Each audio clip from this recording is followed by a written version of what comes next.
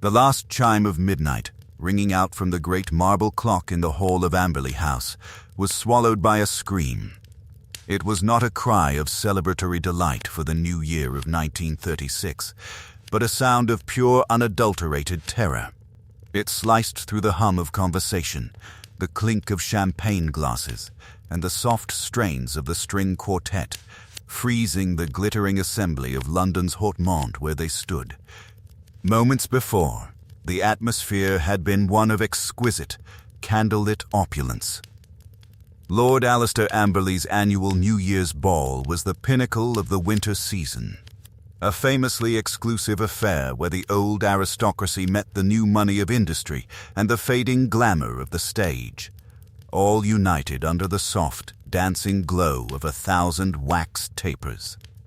The air was thick with the scent of beeswax, gardenias, and anticipation.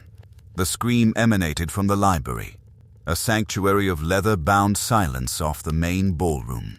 The first to reach the double-oak doors was the butler, Riggs, his face a mask of professional concern that quickly shattered into genuine horror. Others crowded behind him, the dashing but debt-ridden nephew, Julian, the sleek American widow, Mrs. Van Halen, the radical playwright, Sebastian Fleet, and the host himself, Lord Amberley, his jovial countenance wiped clean by alarm. Inside, the scene was a grotesque parody of peace. In a deep wing-back chair by the crackling fire sat the guest of honor, Sir Claude Darrington, a man of 60, with a reputation as sharp as the diamonds he was rumored to collect. He was a figure of immense, if controversial, influence in the world of international finance. Now, his head lolled against the antimacassar, his eyes wide and staring at the carved ceiling rosette. A small, dark, and impossibly neat hole marred the center of his forehead. A single drop of blood had traced a path down the bridge of his nose before drying. On the Persian rug at his feet lay a small, pearl-handled pistol, seemingly dropped from a slackened hand. But it was the other detail that transformed the scene from a simple shooting into something more sinister, more baffling. Sir Claude's left hand was extended, palm up, as if in offering. Resting upon it, perfectly centered, was a single unlit black candle. The library's French windows to the terrace were closed but unlocked, a faint chill whispering into the room. On the small table beside Sir Claude sat a half-finished glass of port and his open cigar case. Nothing else appeared disturbed. The room was a sealed, silent witness. "Good God," breathed Lord Amberley. "Claude, don't touch anything," barked Julian Amberley, his voice strained. It looks like he's shot himself." Sebastian Fleet, his eyes gleaming with a writer's morbid fascination, edged closer. "Does it? With a candle placed so, theatrically? That seems less like suicide and more like a statement." Mrs. Van Halen, a hand fluttering to her diamond necklace, whispered, "A black candle. How morbid. How deliberate." The shock in the doorway congealed into a murmuring, fearful chaos. A suicide at a ball was a devastating scandal. A murder was unthinkable. The neat, quiet violence of the act, coupled with the chilling symbolism of the unlit candle, extinguished the last vestiges of New Year's cheer. The shadows cast by the dancing flames in the ballroom now seemed deeper, more menacing.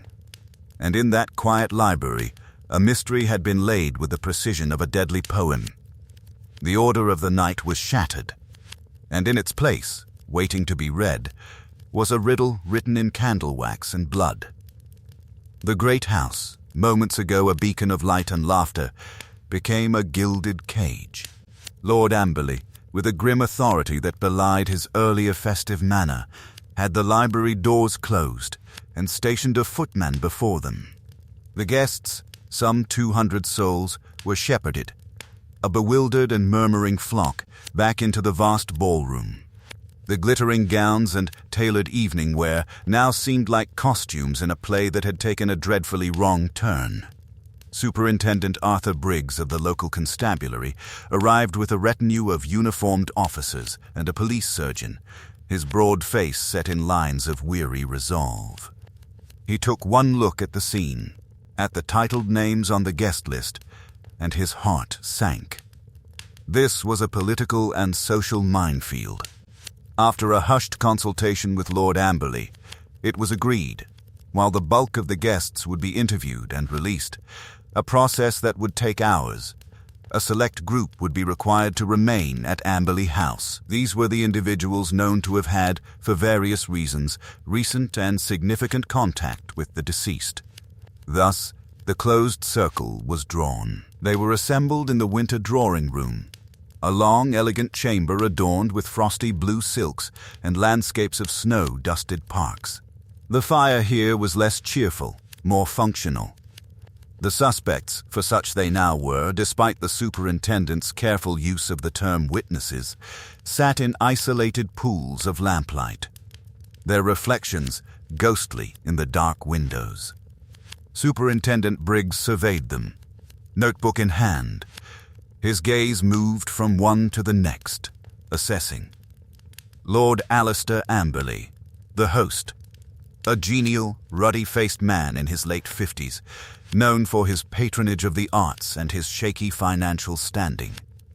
Sir Claude had been not only his guest of honor, but also his principal creditor. Rumors swirled that Amberley's vast estate was mortgaged to the hilt, with Darrington holding the notes. A default was imminent, and Sir Claude was not known for mercy. Julian Amberley, Lord Amberley's nephew and heir presumptive, aged 30, with the careless good looks of a man who had never been told no. His debts, however, were more personal and immediate, gambling markers, most owed to unsavory characters in London. It was an open secret that he had applied to his uncle's wealthy friend, Sir Claude, for a loan only the week before, and had been refused in brutally public terms at Claridge's. Mrs. Eleanor Van Halen, the American, sleek as a seal in silver lamb, her fortune, derived from Pittsburgh steel, was as substantial as her social ambitions. She had been seen in deep, intense conversation with Sir Claude on the terrace earlier in the evening. Gossip suggested she sought his influence to secure a coveted invitation to a certain royal garden party. Influence he had perhaps promised and then withdrawn, a petty cruelty he was known to enjoy. Miss Flora Winthrop, Sir Claude's much younger niece and personal secretary, a pale, quiet woman of 25, dressed in unfashionable grey chiffon, she had been his constant companion since her parents' death. She sat perfectly still, her hands clenched in her lap, her eyes dry but hollow. It was known Sir Claude was a demanding, often cruel taskmaster, and his will, the contents of which were a subject of keen speculation, was locked in his safe. Was she a beneficiary? Or a slave-awaiting manumission? Mr. Sebastian Fleet, the playwright, avant-garde, caustic, and famously radical, he was an unlikely guest at such a conservative gathering. Lord Amberley, a patron of his latest controversial play, had insisted. Fleet had publicly clashed with Sir Claude in the pages of the Times only the previous month, denouncing the financier as a vulture of capitalism, picking at the bones of the poor. Sir Claude had retaliated by using his influence to have Fleet's grant from a cultural society revoked. Dr. Alexander Reeve, the elderly family physician, a friend of Lord Amberley's, he had also attended Sir Claude for heart palpitations. He was a man of old-school dignity, but he harbored a private, burning grievance. Sir Claude had financed a new cut-price medical clinic that was driving Reeve's small practice into the ground. The doctor had pleaded with him to reconsider, to no avail.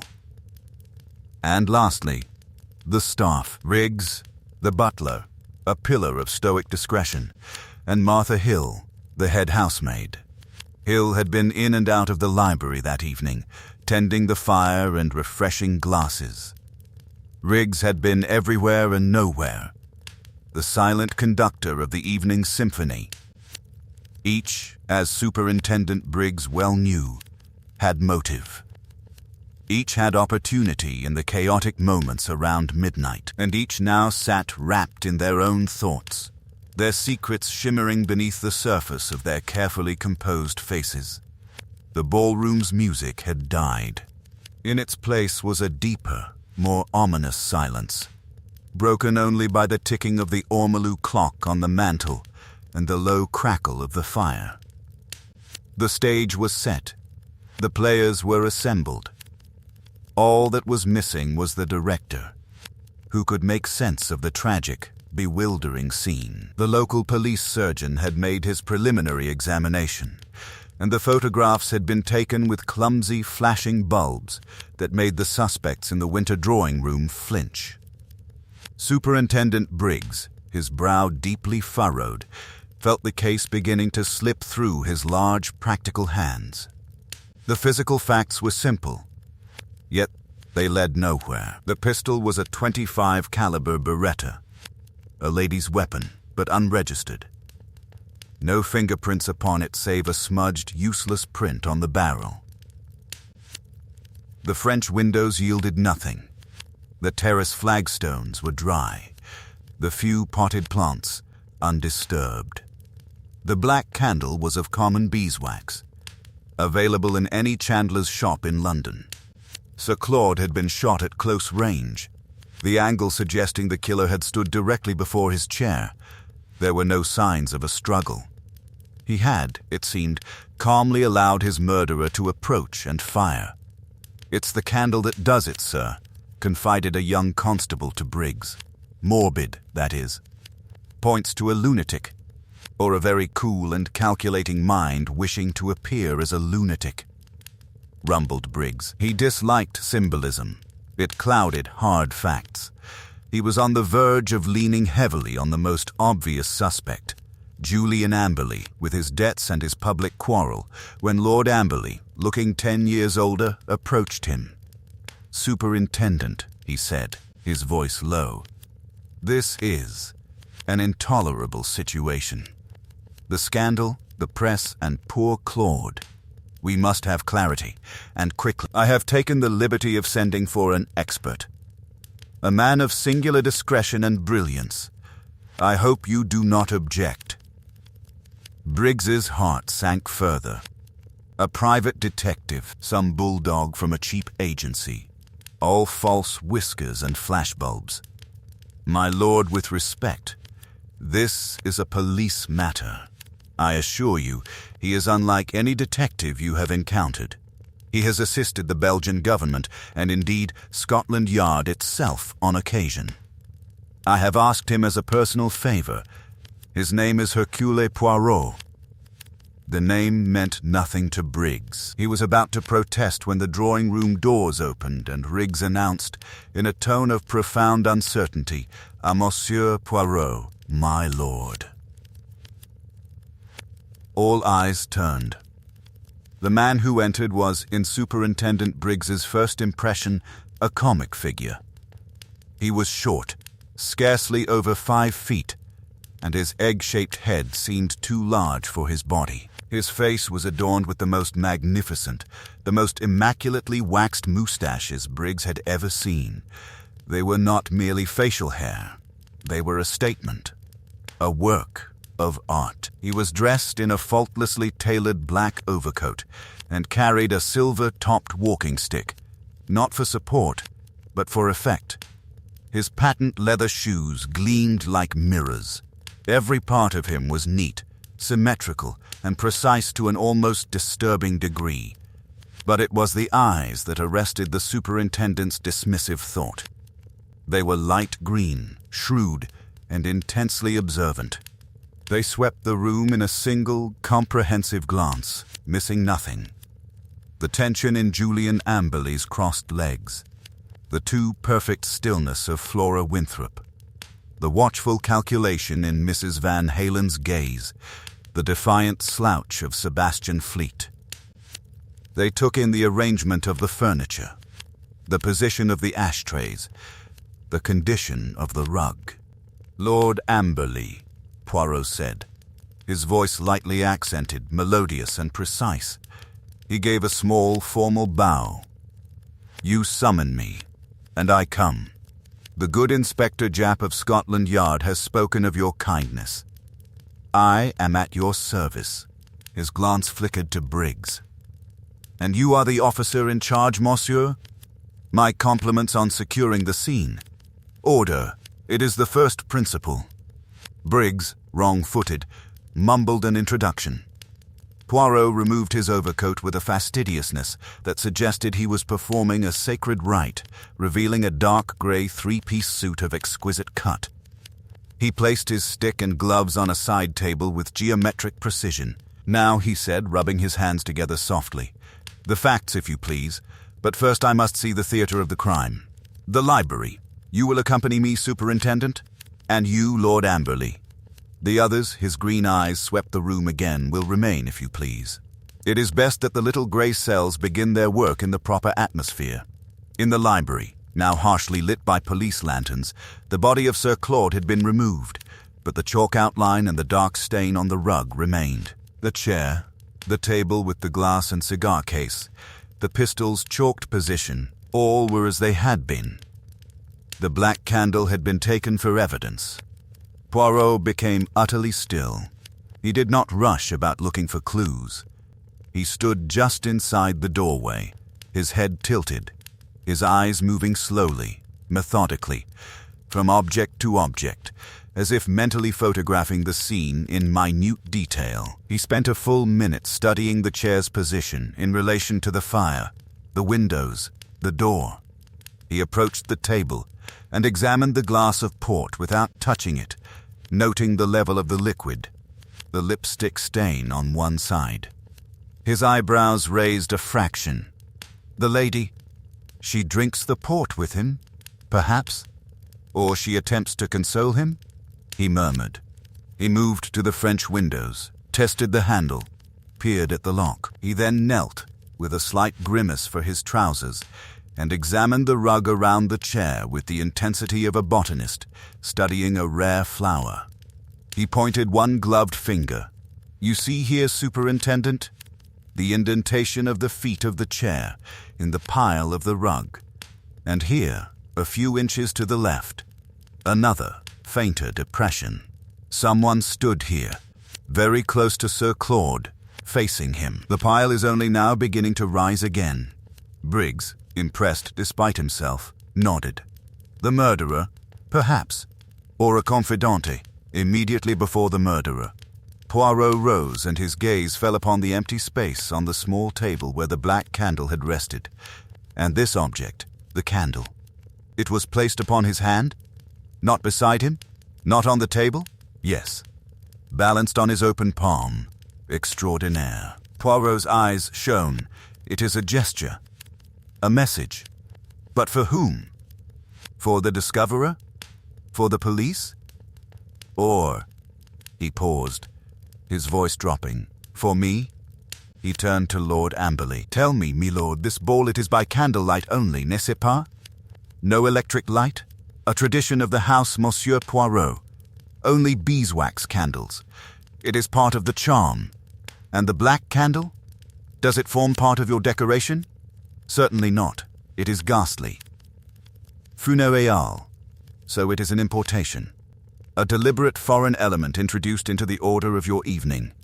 Poirot gave a slow, satisfied nod. That is interesting. That is very interesting. The disorder, it is offensive. Now, I must speak to your guests. One by one.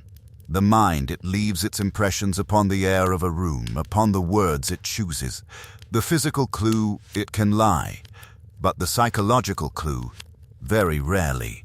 He gave one last, sweeping look at the library, a chef surveying his kitchen before preparing a complex dish. The hunt for tangible evidence was over. For Hercule Poirot, the true investigation was just beginning. Poirot commandeered Lord Amberley's study for his interviews, a masculine room of oak and leather, its order pleasing to his sensibilities. He sat behind the vast desk, a notebook before him, a pen aligned perfectly with its edge. Superintendent Briggs, somewhat relegated to the role of an observer, sat in a corner, his own notebook looking clumsy by comparison. "We will begin," Poirot announced, "with the one whose emotions are most immediate. The shock.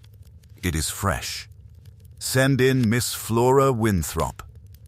The niece entered as if moving through deep water. Her pallor was extreme, her grey dress making her blend with the shadows. She sat in the offered chair, her hands once again clasped tightly. "Mademoiselle Winthrop, my profound sympathies. This is a terrible shock for you." She merely nodded, her throat working. "You were your uncle's secretary, his confidante perhaps?" A slight, bitter twist of the lips. "I was his factotum, Monsieur Poirot, his secretary, his social arranger, the bearer of his messages. A confidante implies trust. My uncle trusted only ledgers and percentages." Her voice was low, educated, and held a well of controlled resentment. "You quarreled? One does not quarrel with Sir Claude. One receives instructions, or one receives reprimands." Poirot leaned forward. "And tonight, before this tragedy, you received which?" She hesitated. "A reprimand. Here in this very house. He was displeased with the way I had addressed an invitation to a Viennese banker. He said I had cost him a deal through my provincial incompetence. He said it, in the hallway, before several guests. A faint flush of humiliation stained her cheeks, a cruel public humiliation. "And after this you spoke with him?" "No. I did not see him alone again until—" She swallowed. "Until I saw him in the library." "You discovered the body?" "No. I heard the scream and came with the others." Poirot watched her carefully. "The black candle. Does it have a meaning for you? For your uncle?" A genuine confusion clouded her eyes. "None. It is simply grotesque." Next was Julian Amberley. He entered with a cavalier attempt at nonchalance that fooled no one. His eyes were bright with a nervous energy. "Monsieur Amberley, you were, I understand, one of the first at the door." "Yes. Riggs was ahead of me, but I saw everything." "And what did you see?" "Precisely. Uncle Alistair's guest, Darrington, dead in the chair. The pistol. That nasty little candle. You recognize the pistol?" "Good Lord, no. It's a woman's piece, isn't it?" He said too quickly.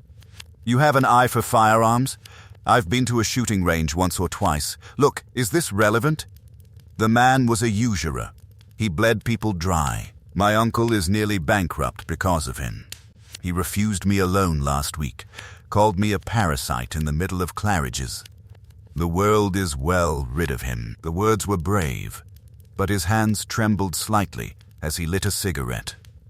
Poirot noted the contradiction, the disdainful assessment of the pistol's type, followed by the claim of limited knowledge. "Where were you at the stroke of midnight?" "On the terrace, getting some air. I heard the clock chime. I came inside just as the scream started."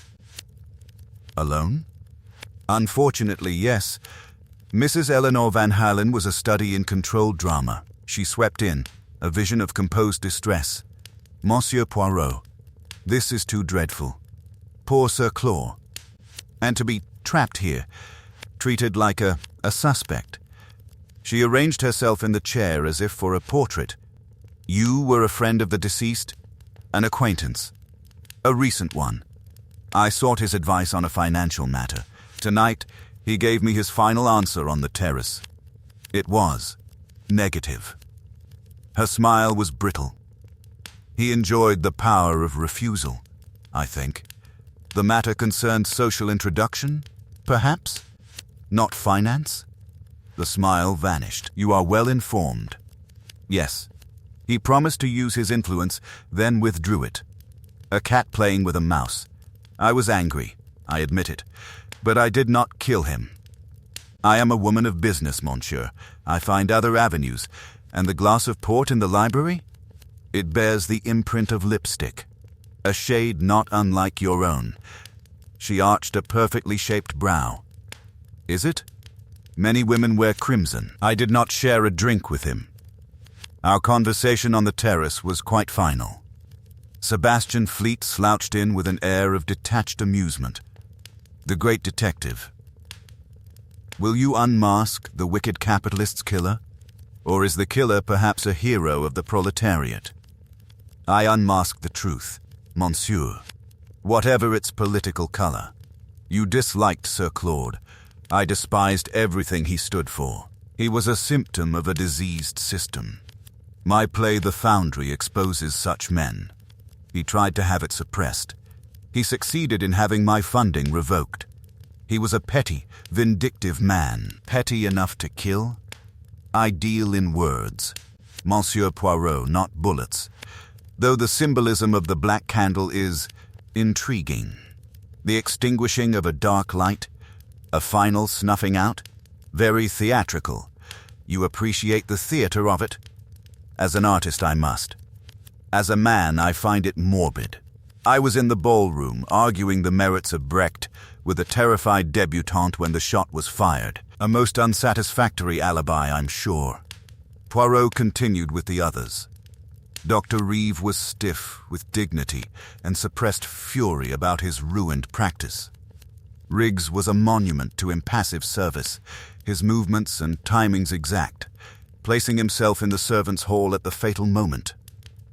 Martha Hill, the housemaid, was nervous, admitting she had been in the library to stoke the fire at 1:45.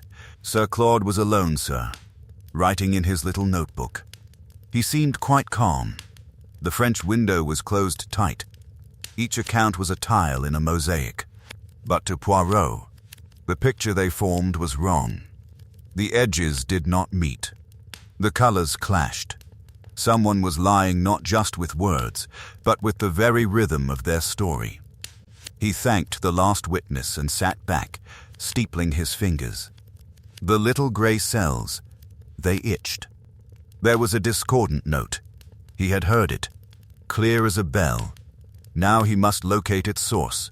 Superintendent Briggs, his patience frayed by Poirot's meticulous, seemingly circular questioning, found his solid ground in the testimony of Martha Hill, the housemaid. He pounced on it with the relief of a man finding a signpost in a fog. "There, you see, Monsieur Poirot?" he said, after the maid had been dismissed. "She's the last to see him alive at 1:45, and she says he was writing in a notebook.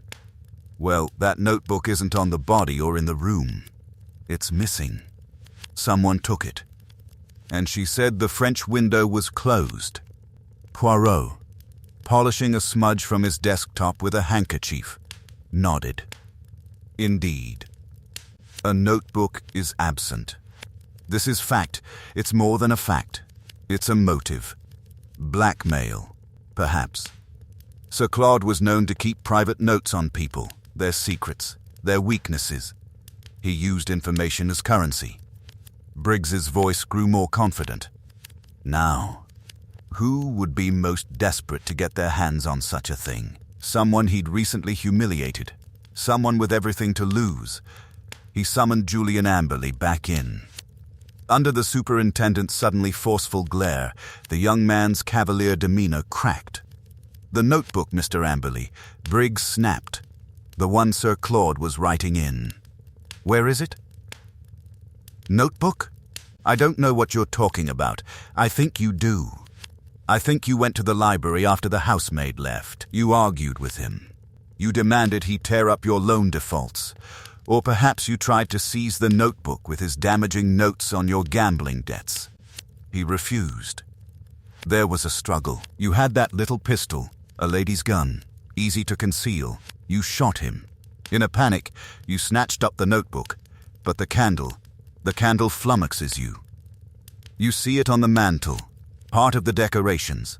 In a twisted bit of melodrama, you place it on his hand to make it look like the work of a madman, to throw us off the scent of a simple, sordid crime. Then you slip out the French windows onto the terrace, circle around and come back in through the ballroom doors just in time to hear the scream you were expecting. Julian had gone ashen. That's insane. I was on the terrace. Yes, I was near the library windows, but they were closed. I heard nothing. You would say that, wouldn't you? Briggs said, a note of triumph in his voice. He turned to Poirot. It fits. Monsieur Poirot. Motive. Opportunity. The missing notebook. His admission of being near the windows. The melodramatic touch of the candle is exactly the sort of foolish gesture a panicked, theatrical young man might make. Poirot had listened, his face expressionless. He watched Julian Amberley, who was now trembling, his bravado utterly collapsed. The other suspects, gathered back in the drawing room, had caught wind of the development. A wave of palpable relief mixed with morbid curiosity washed over them. The shadow was lifting from the group and settling on one man. Order, it seemed, was being restored. Lord Amberley looked devastated but resigned. Julian. My God, boy. I didn't do it, Uncle. I swear. But the evidence, as Briggs laid it out, seemed compelling. The police were making preparations. It was nearly dawn. The case, to all appearances, was solved. Poirot finally spoke, his voice quiet but slicing through the room's tension like a blade. Superintendent, a moment, if you please. Your reconstruction, it is plausible. It has a certain brute logic. But it is wrong. Briggs stared. Wrong? On what grounds? On the grounds of psychology, and on one small, physical detail you have dismissed. Poirot rose, his eyes sweeping the room, seeing the hope die in Julian's face and the wary confusion return to the others. The candle. Superintendent. You say a panicked young man, in a sordid struggle, snatches it from the mantel to create a false madness. Tell me, when you entered the library, where on the mantel were the candles? Briggs frowned, picturing it. In holders spaced along it, part of the decoration. And were any holders empty? A pause. No. So a single black candle, of a different type, was burning among the others? No, the black candle was unlit. It wasn't on the mantel at all. It must have been brought in. Exactement, said Poirot softly. It was an importation. A prepared object. Your panicked murderer does not have, in his pocket, a black candle. He does not think, in the terror of the moment, I shall fetch a special candle from another room to create a symbol. No, the black candle was part of the plan from the beginning. This was not a crime of passion sparked by a quarrel over a notebook. It was a calculated execution, and its symbolism was deliberate, cool, and intended for a specific purpose. He turned his green gaze on the trembling Julian. Monsieur Amberley may have many faults, but he is not, I think, a man who plans with such meticulous theatrical forethought.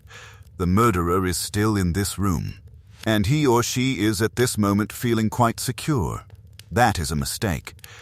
This response is AI-generated, for reference only.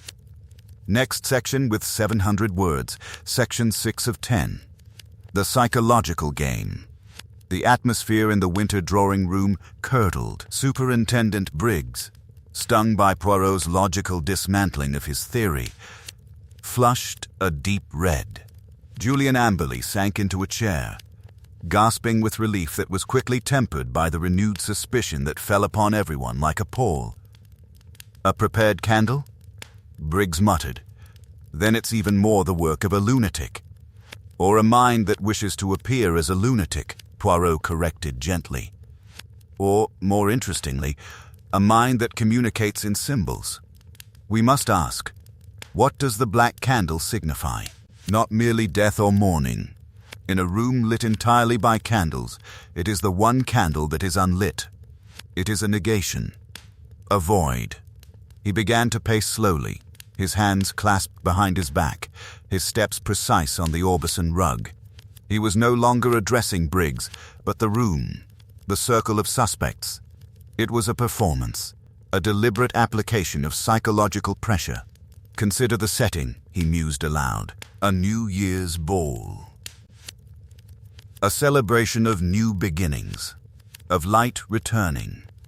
And in the midst of this, a single unlit black candle is placed upon the hand of a dead man. It is a mockery, a deliberate contradiction. It says there will be no new beginning here. The light is extinguished. This is an end. He stopped and faced them, his gaze traveling from face to face, watching for the flicker, the tightening of a muscle, the unconscious glance away.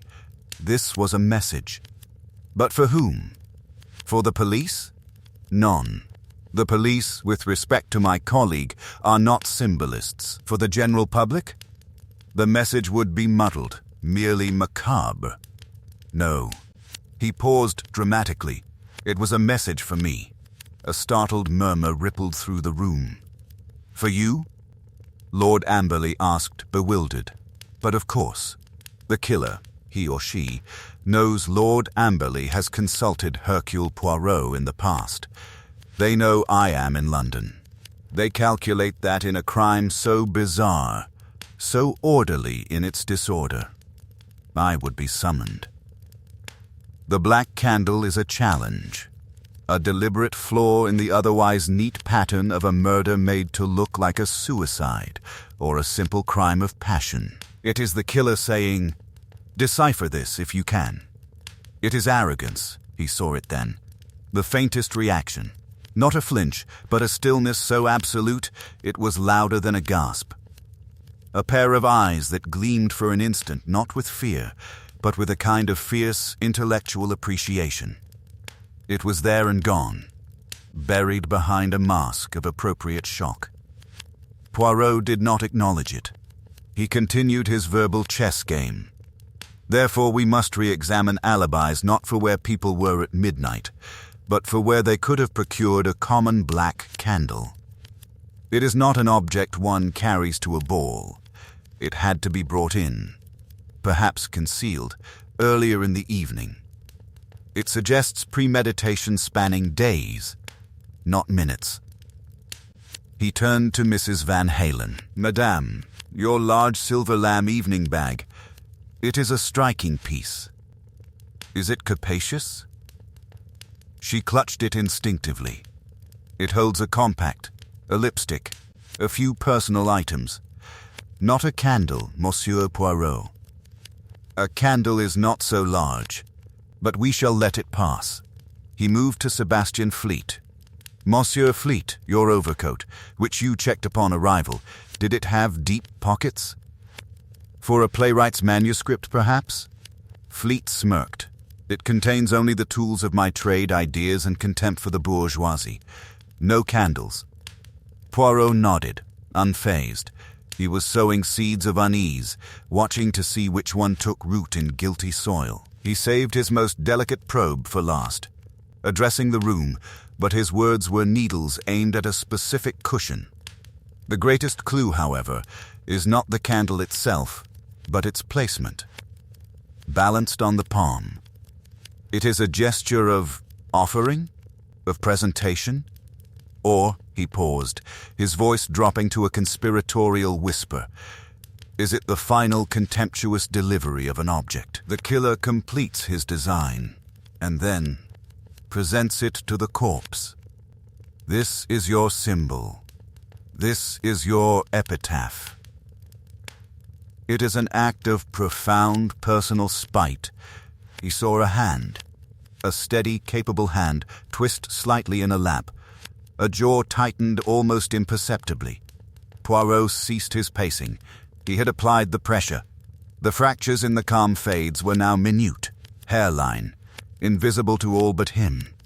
The psychological game was in play. The murderer, proud of their clever symbolism, now knew that Poirot had not only seen it, but was beginning to understand its language. And a proud killer, when challenged, could make a mistake. He gave a small, polite bow to the assembly. "That is all for now. I have given you much to consider. Superintendent, the household may retire to their rooms, but they must not leave. The night, I think, is not yet over." The tension in Amberley House, stretched taut by Poirot's psychological theatrics, did not abate with the coming of a grey, miserable dawn. The guests, now prisoners of circumstance, were confined to their rooms. with a constable stationed in the upstairs corridor. The staff moved like ghosts, their normal rhythms shattered.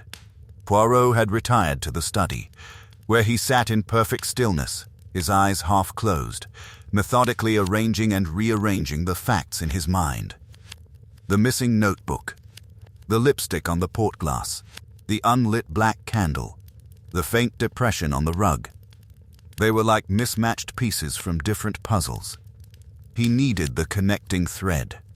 It was the housekeeper, Mrs. Holloway, her face ashen, who brought the new development. She knocked and entered without waiting, something utterly out of character.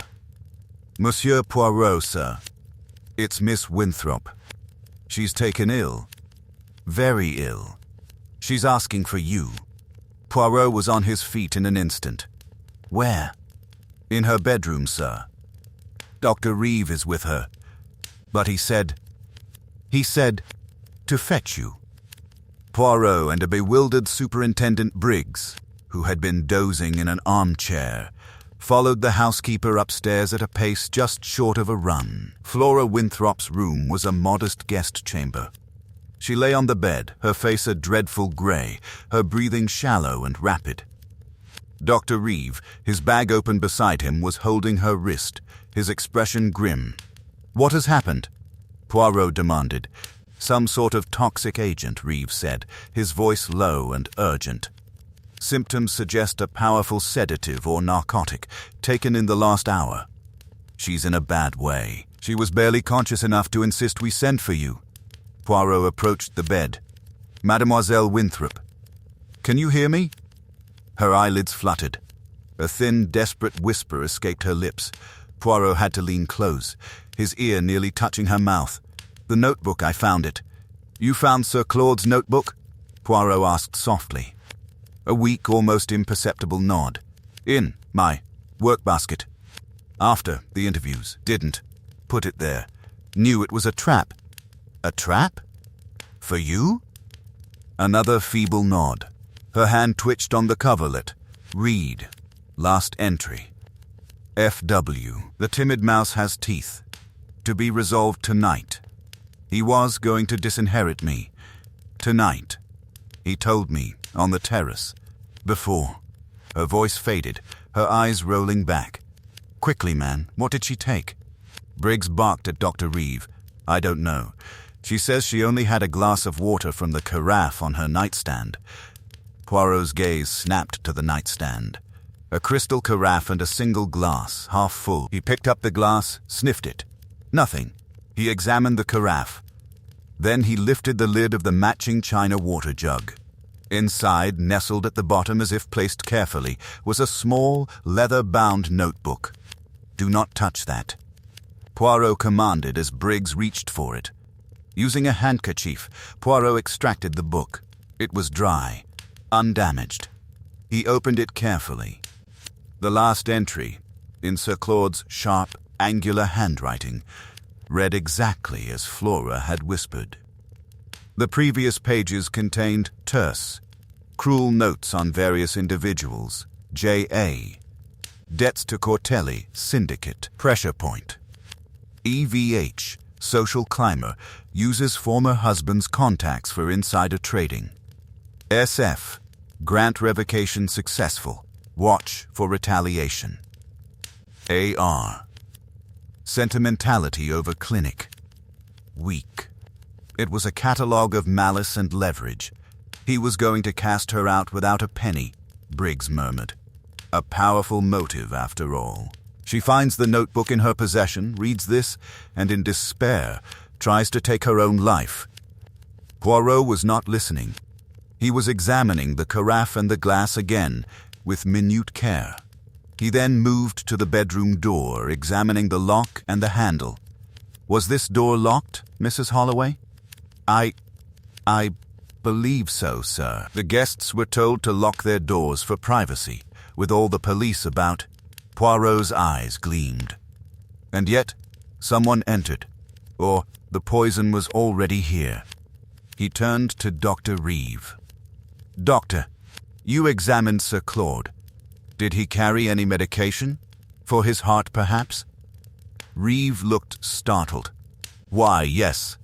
Nitroglycerin tablets. In a small silver case. And are they missing? I did not think to look. The police took his personal effects.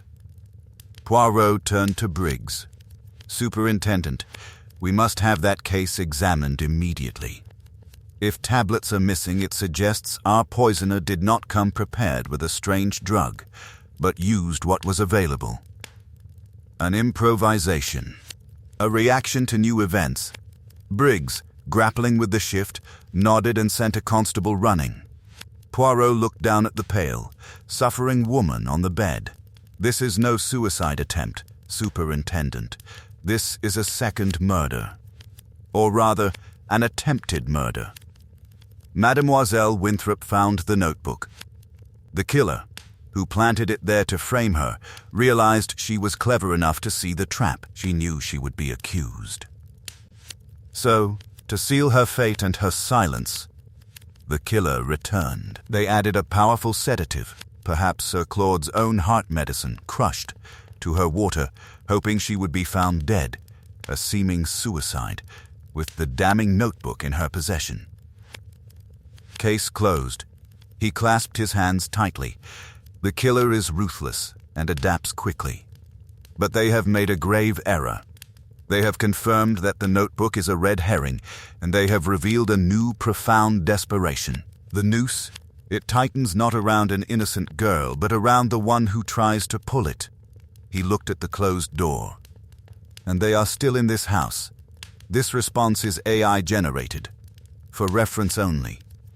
The attempted poisoning of Flora Winthrop, now sleeping fitfully under Dr. Reeve's vigilant care, transformed the atmosphere of Amberley House from one of suspicion to one of palpable fear. The murderer was not only among them, but was active, adaptable, and ruthless. The notebook, clearly planted, had failed as a frame, and the killer had moved swiftly to eliminate the intended victim turned liability. Superintendent Briggs, chastened and grim, oversaw the collection of the water carafe and glass for analysis. Sir Claude's silver pill case was retrieved. 2 of the 5 nitroglycerin tablets were missing. The method seemed clear, but the identity of the poisoner remained shrouded. Poirot retreated once more to the study. He dismissed everyone, requesting only that a pot of very strong black coffee be sent in. He needed silence. He needed to retrace the pattern from the beginning, to find the one thread he had missed, the psychological truth that underpinned the physical facts. He laid out the elements before him, not on the desk, but in the orderly theater of his mind. First, the victim, Sir Claude Darrington, a man who traded in secrets and humiliation. He did not merely defeat people, he desired them to know they were defeated. The public rebuke of Julian, the withdrawn promise to Mrs. Van Hallen, the crushed grant for Fleet, the ruined clinic for Dr. Reeve, the threatened disinheritance of his niece. He was a man who lit fires and watched them burn.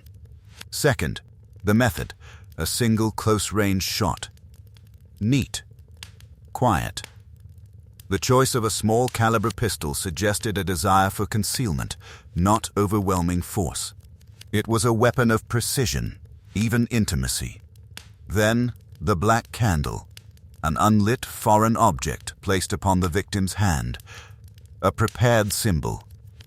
Third, the scene, the library, a half glass of port with a crimson lipstick stain, Sir Claude's calm demeanor noted by the maid at midnight.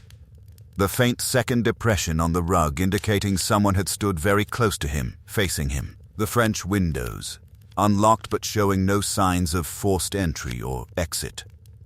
Fourth, the aftermath, the missing notebook, later found planted in Flora's room. The attempt on her life using Sir Claude's own medicine. Poirot's mind snagged. The lipstick. Mrs. Van Hallen had denied sharing a drink.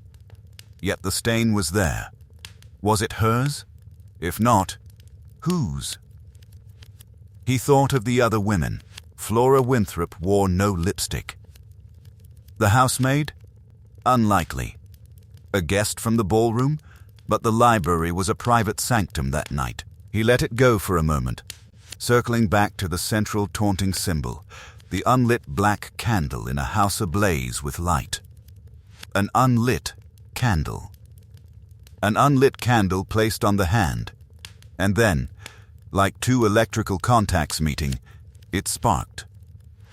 The conversation with Lord Amberley echoed in his memory, a tradition of the house, Monsieur Poirot. Only beeswax candles. It is part of the charm. Poirot sat bolt upright, his eyes wide. Of course. The charm. The entire effect of the evening depended on it. The beauty, the romance, the celebrated ambiance of the Amberley ball was its unique, anachronistic candlelight. To introduce a single discordant, unlit candle was not just a symbol of death. It was a criticism, a sneer at the very heart of the evening's aesthetic. It was an act of profound contempt, not just for Sir Claude, but for the setting itself.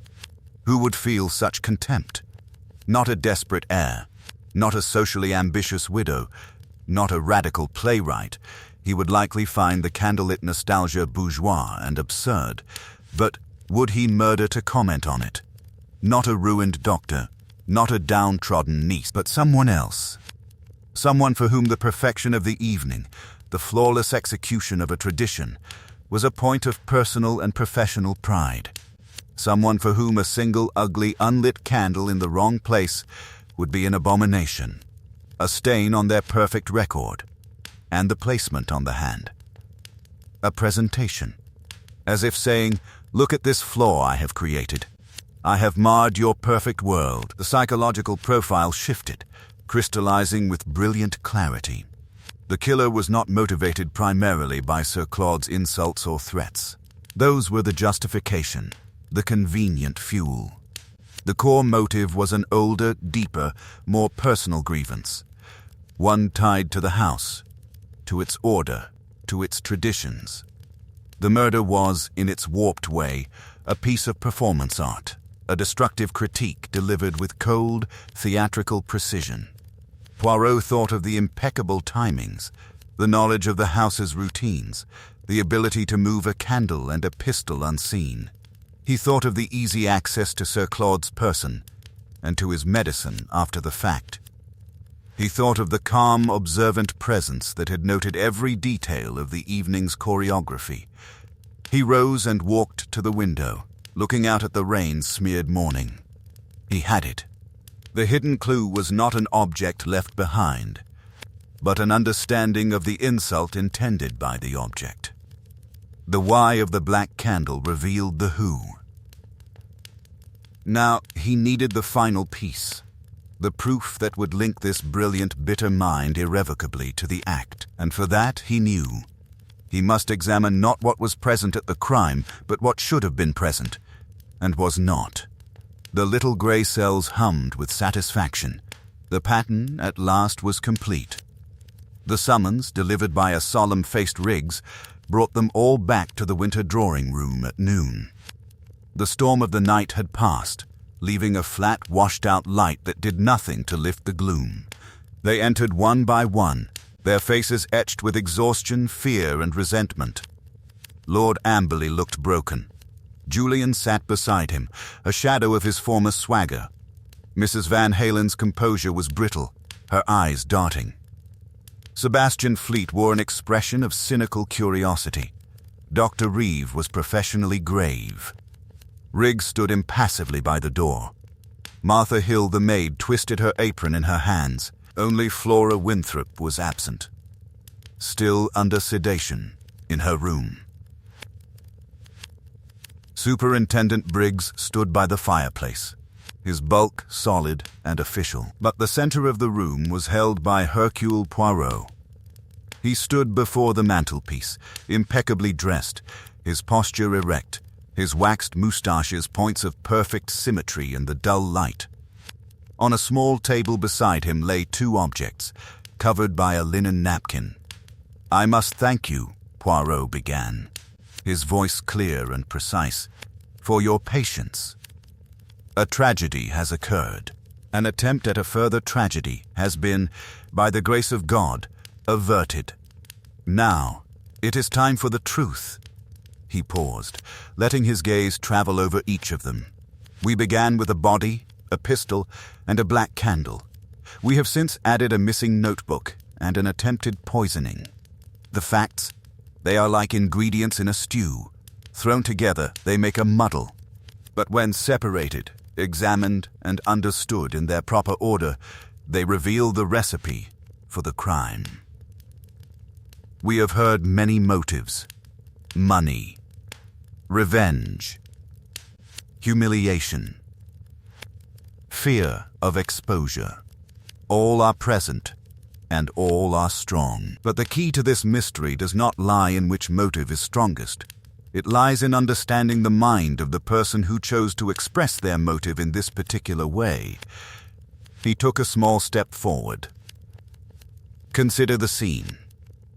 Sir Claude is shot neatly, quietly. So far, it is efficient. But then, the killer does not flee. He or she takes a black candle, a candle brought from outside, prepared, and places it with care upon the dead man's hand.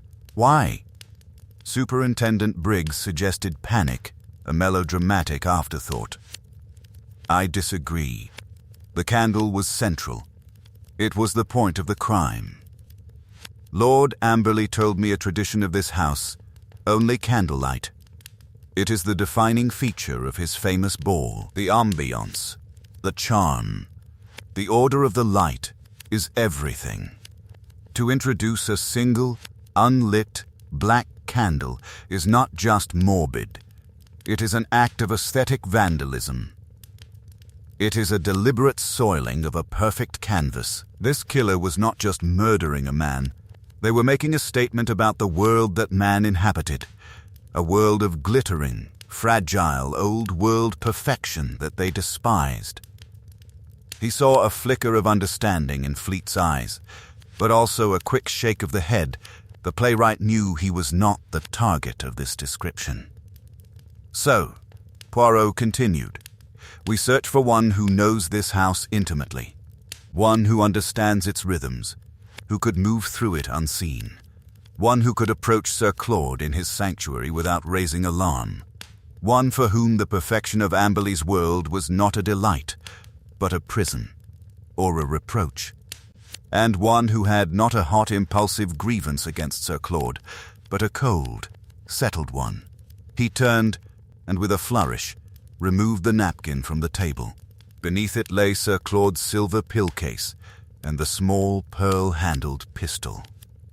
The attempt on Miss Winthrop used Sir Claude's own medicine. The killer improvised, using what was at hand. This suggests deep familiarity and access. And the pistol, a small, elegant, concealable weapon, not a man's weapon, a woman's, or an esthete. Poirot's green eyes fixed on a point across the room. His voice dropped, becoming conversational, yet piercing. "You see, the greatest mistake was the candle. It revealed a mind that could not resist the artistic flourish, the symbolic critique, a mind that, even in murder, must comment. That is a rare and dangerous vanity. And it is that vanity, monsieur, that has betrayed you." Every head turned. Every eye followed Poirot's unwavering gaze. He was looking directly at Riggs, the butler. The impeccable stoic servant did not flinch. But a terrible, cold light dawned in his own eyes. The mask of perfect service began to crack, revealing the proud, bitter artist beneath. For a long moment, the only sound was the sputter of a log in the grate. Riggs stood as still as a statue, his face a perfect blank. Then, very slowly, a strange, chilling smile touched his lips, utterly transforming his features. The obsequious deference fell away like a discarded cloak. "Monsieur Poirot," he said, his voice no longer the colorless monotone of a servant, but crisp, educated, and laced with icy amusement. "You perceive the artistry. I wondered if you would. A collective gasp swept the room. Lord Amberley half rose from his chair. "Riggs, what is this?" "This, Lord Amberley," Poirot said, never taking his eyes from the butler, "is the explanation. The man you know as Riggs has been, for many years, the silent architect of your comfort. But he is also, I deduce, a man of thwarted ambition and profound, cultivated resentment. May I tell your story, monsieur?" Riggs gave a slight, ironic bow. "By all means. I should like to hear your version." "You are, I suspect, a man of education and taste," Poirot began, pacing slowly. "Perhaps an artist manku, a writer manku, a gentleman fallen on hard times. You entered service not out of vocation, but necessity. For years, you have polished the silver, orchestrated the parties, maintained the flawless illusion of Amberley House. You have made the candlelight gleam. And in return, you have been invisible. A piece of the furniture. Your pride has been poisoned, drop by drop, by the very perfection you were forced to create for others." "A masterful diagnosis, Doctor," Riggs murmured. Sir Claude Darrington was a frequent guest. A man who embodied everything you despised: vulgar wealth, casual cruelty, and a total blindness to true beauty. He saw only price, not value. He would come here, to your perfect stage, and hold court. Last night, he delivered the final insult. What was it? Did he criticize the wine? Snap his fingers at you? Or was it something older, deeper? Perhaps he recognized you from a past life and reminded you of your fall." Riggs' smile tightened. He spilled a glass of 45 port on the Hepplewhite chair, laughed and said, "The help will clean it up." It was not the first time, but it was to be the last. So you conceived your plan. You would execute the vulgarian on his stage, and you would leave your signature. The black candle, the unlit void in the midst of all this glorious light. A critique of the whole shallow spectacle. You knew the house, the routines. You knew Martha Hill would be in the library at 1:15. After she left, you entered. Sir Claude was writing his nasty little notes. You approached him. He was not alarmed. You were merely the butler. Perhaps you offered him a fresh glass of port, the one with the lipstick stain from where you had earlier taken it from a distracted guest to plant a false clue. You stood before him, as the depression on the rug shows, and you spoke. You told him, I imagine, exactly what you thought of him. And then you shot him. It was remarkably cathartic, Riggs admitted calmly. You placed the candle. You took the notebook, not for its contents, but to use later as a tool.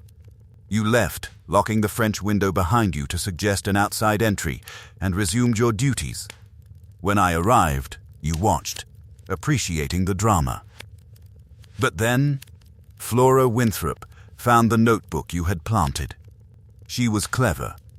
She did not panic. She might deduce it was a frame. So you acted again. You used your master key to enter her room, crushed Sir Claude's nitroglycerin tablets, knowing their potent effect in a healthy person, into her water carafe. You hoped for a tragic suicide, completing your narrative of a guilty, disinherited niece. Poirot leaned forward. But you made two errors. First, the psychological vanity of the candle. It pointed to a mind like yours. Second, the lipstick. You took a glass to confuse, but you did not consider that a woman like Mrs. Van Halen would never wear a shade that smudged so easily, nor would she drink port from a used glass. It was a prop, and like all bad props, it drew attention to the stage manager. Superintendent Briggs moved forward, but Poirot held up a hand. You have nothing tangible, Monsieur Poirot, Riggs said, his voice still eerily calm. A theory, yes. A psychological profile. But proof? The pistol is untraceable. The candle was bought for cash. There are no witnesses. But there is, Poirot said softly. You see, you were so concerned with the large symbols, the candle, The notebook. You forgot the small ones. The order. When I examined Sir Claude's pill case, I noted something. The 3 remaining tablets were not aligned in their slots as a fastidious man like Sir Claude would have kept them. They were jumbled. Whoever handled them in haste did not know his precise habit. But you, Riggs, you live for order. It is your religion, and yet in your improvisation, your contempt for the man made you careless with his things. It is a tiny flaw, but for Hercule Poirot, a tiny flaw is like a beacon. It shouts that the natural order has been violated by an unfamiliar hand. Your hand. The supreme confidence drained from Riggs' face. The absolute reliance on his artistic plan had blinded him to the mundane detail that damned him. Riggs stepped forward and placed a hand on his shoulder. James Riggs, or whatever your name is, I am arresting you for the murder of Sir Claude Darrington and the attempted murder of Flora Winthrop. Riggs did not resist. As he was led away, he looked back at Poirot, not with hatred, but with a strange respect. You appreciated the composition, at least. Later, in the study, Lord Amberley poured 2 glasses of brandy with a shaking hand. To think he was here for 15 years. I trusted him with everything. Poirot accepted the glass but did not drink. The most dangerous prison, milord, is the one we build for ourselves in our own minds. His was built of resentment and perceived slights. He curated your beautiful world and came to hate it and everyone who inhabited it without seeing the curator. And the candle? Was it truly just a critic's review? It was his masterpiece, Poirot said, his tone a blend of distaste and pity. A final destructive act of creation. He signed his crime with a symbol, believing only a fellow artist would understand the signature. Poirot placed his untouched glass on the desk with a click of finality. But he was wrong. It is not the artist one must fear, but the logician. For the artist sees what is beautiful and what is ugly. The logician, he sees what is true. With a slight, neat bow, Hercule Poirot took his hat and his silver-topped cane and departed Amberley House, leaving the glittering candle-lit world to repair its cracks in the cold light of day.